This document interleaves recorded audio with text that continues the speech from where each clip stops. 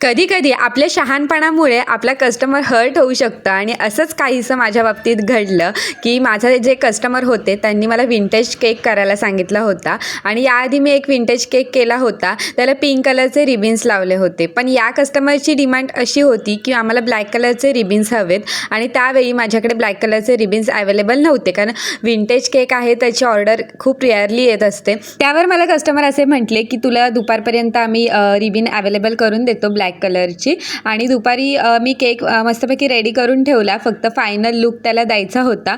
पण मी कस्टमरला जेव्हा कॉल केला दुपारी तेव्हा कस्टमरने कॉलच रिसीव केला नाही. मी बऱ्याच वेळ वाट बघितली आणि त्यानंतर मला असं वाटलं की कस्टमर कदाचित विसरले असतील आणि त्यांनी कॉलबॅक पण नाही केला.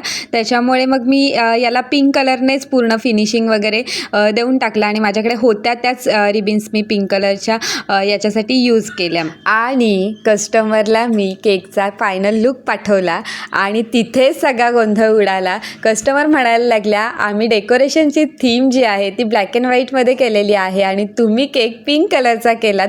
याच्यामध्ये कोणाची चूक मी असं नाही म्हणू शकत, कारण की कस्टमर इज ऑलवेज राईट. कारण की माझीच पेशन्स लेवल थोडीशी संपली आणि मी त्यामुळे हा केक पिंक कलरमध्ये केला. पण काही हरकत नाही, कस्टमरने हा केक ॲक्सेप्ट केला. तर चला भेटूया पुढच्या व्हिडिओमध्ये. तोपर्यंत बाय बाय.